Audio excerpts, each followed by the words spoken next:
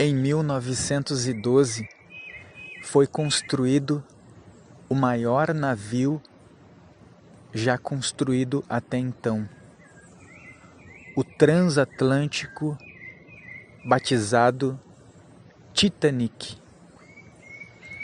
A sua primeira viagem, a viagem inaugural, foi da Inglaterra até os Estados Unidos, a cidade de Nova York. O navio saiu ao 12h15, horário da Inglaterra,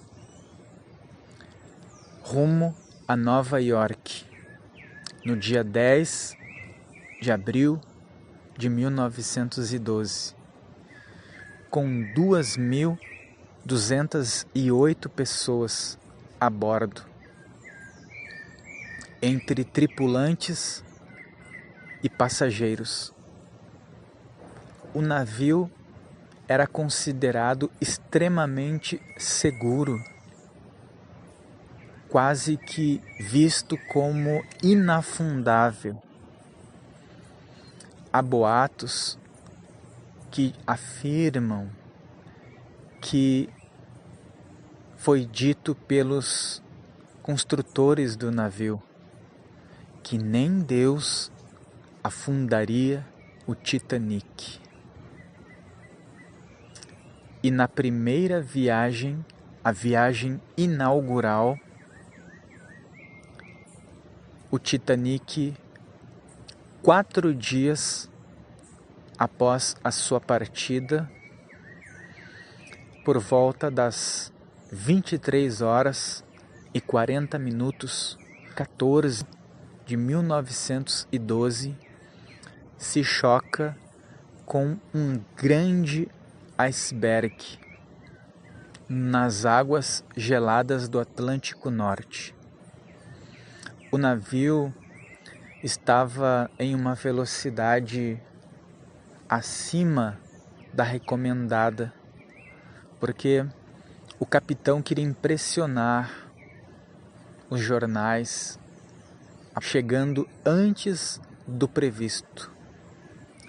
O navio também não dispunha de botes salva-vidas suficiente para todas as pessoas a bordo, porque eles ocupavam um espaço que as pessoas poderiam utilizar para passeio, e eles não acreditavam que aquela grande construção pudesse vir a afundar.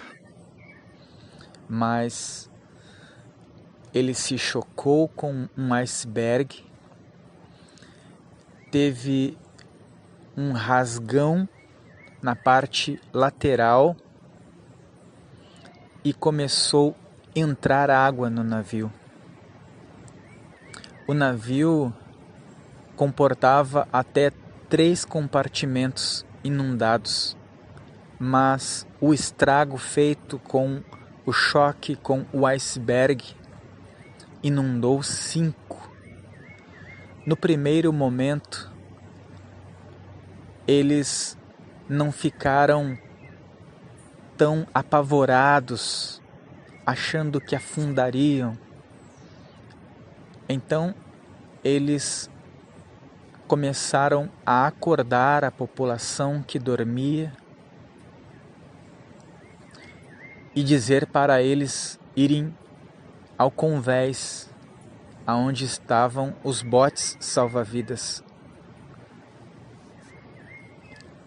O primeiro bote, que comportava 70 pessoas, desceu as águas com apenas 12 pessoas.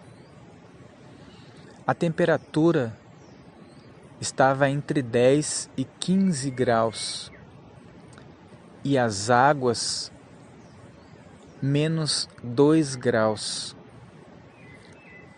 Era congelante. Uma pessoa suportaria 15, as mais fortes, um pouco mais, dentro da água, antes de vir a óbito por hipotermia. Dentre os passageiros a bordo estava um escocês chamado John Harper, com a sua filha Annie Harper, uma menina com cerca de 7 anos. John Harper era um pastor evangelista da Igreja Batista. Nasceu na Escócia e estava indo aos Estados Unidos para fazer conferências evangelísticas, levar a palavra de Deus.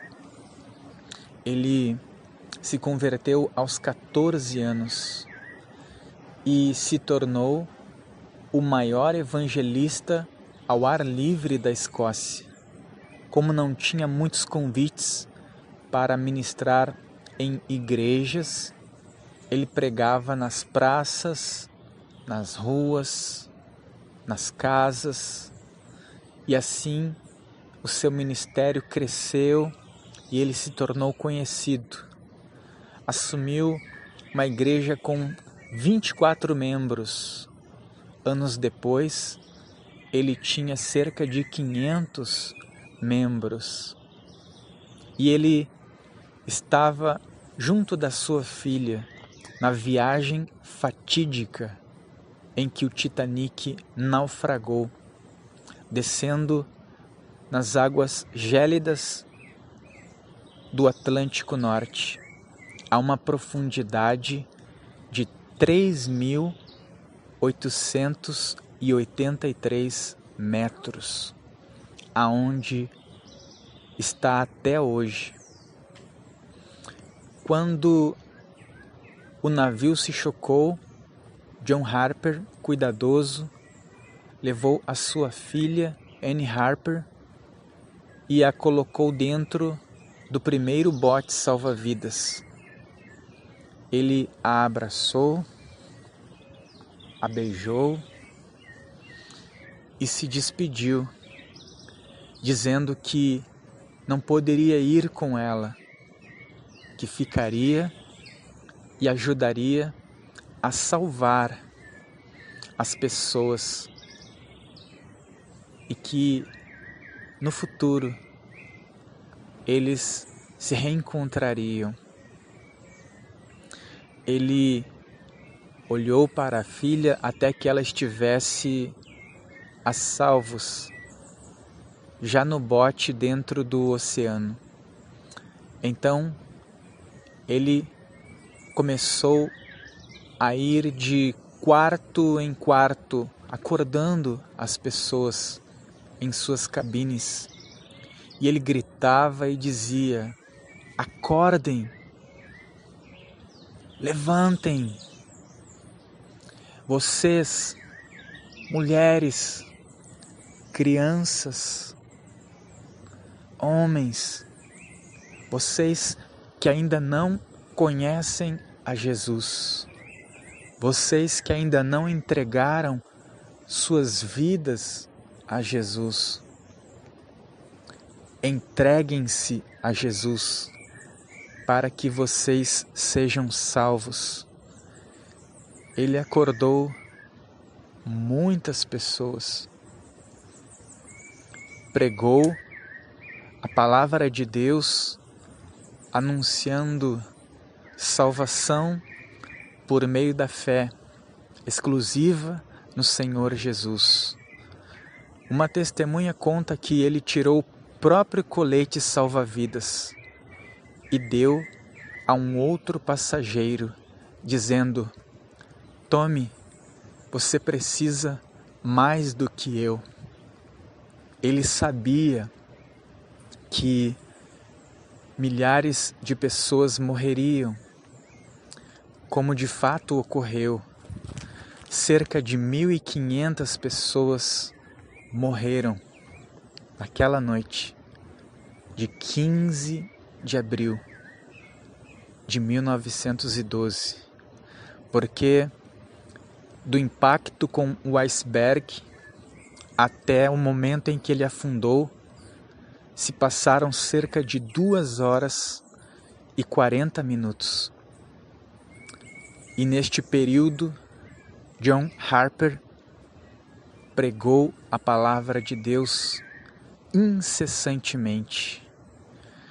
Quando o navio afundou, ele conseguiu segurar em um destroço e naquele momento centenas e centenas de pessoas estavam nas águas geladas, congelantes, morrendo a cada minuto de hipotermia. Os sobreviventes contam que os gritos de desespero, de pedidos de socorro, são marcantes e jamais esquecidos. E no meio daquela multidão de pessoas que estava diante da morte, John Harper se depara com um jovem, um dos sobreviventes, com 19 anos. Ele diz: jovem, você conhece a Jesus? Você já entregou a sua vida a Jesus? Você está pronto para morrer? Antes que ele pudesse continuar a falar, as águas os separaram. E aquele jovem que um ano depois participou de um encontro de sobreviventes para falar dos fatos daquela noite, conta que ele ficou pensando, ele estava com muito frio, com muito medo, e quando ele ouviu aquelas palavras, ele percebeu que não estava preparado para morrer, que não conhecia a Jesus, tampouco havia lhe entregue a vida. Mas momentos depois, as águas os colocam frente a frente novamente. E John Harper lhe diz: jovem, você já entregou a sua vida a Jesus? Entregue agora mesmo e você terá a salvação. E as correntes do oceano os separaram. E foi a última vez que John Harper foi visto com vida. Acabou se afogando nas águas geladas, partindo para o reino dos céus, salvo em Cristo Jesus. Aquele jovem entregou a sua vida a Jesus ali mesmo, no oceano, na escuridão, em meio a gritos de desespero dos demais passageiros. E ele conta que ele foi salvo 2 vezes, porque minutos depois, o único bote de todos os botes que regressou para salvar as pessoas que estavam nas águas morrendo de hipotermia, o resgatou. Foi a segunda maior tragédia daquela noite. Os primeiros botes que saíram vazios, com pouquíssimas pessoas, não voltaram para salvar as pessoas que clamavam por socorro. Afinal, eles já estavam salvos, eles estavam seguros, aquecidos, e ficaram com medo de se regressar e ir até aqueles que estavam morrendo. Eles poderiam, todos tentando entrar no barco, no bote, vir a afundar e morrer com eles. Então, eles não voltaram. Apenas um voltou.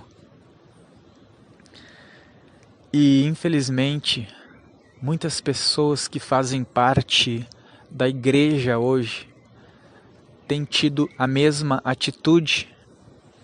Elas estão salvas, acreditam que estão salvas e seguras, estão acomodadas, conformadas, vivendo ao lado de centenas de milhares de pessoas, dentre elas familiares, colegas de trabalho, de curso, vizinhos, conhecidos,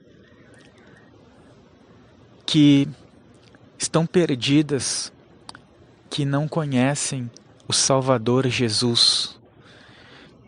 A qualquer momento podem partir para a eternidade sem salvação e estar condenada para sempre.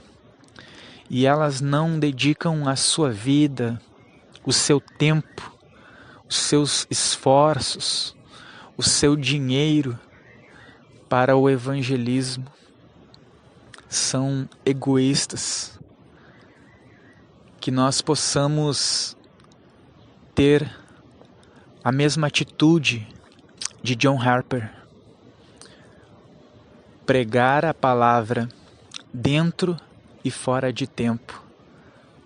Anunciar que Jesus Cristo é o único que pode salvar, enquanto há tempo, porque o dia em que a porta da graça se fechará está chegando.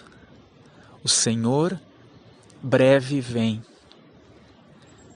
Que Deus abençoe a tua vida, que essa reflexão edifique a tua vida e te faça ser um evangelista, um pregoeiro da salvação em Cristo Jesus.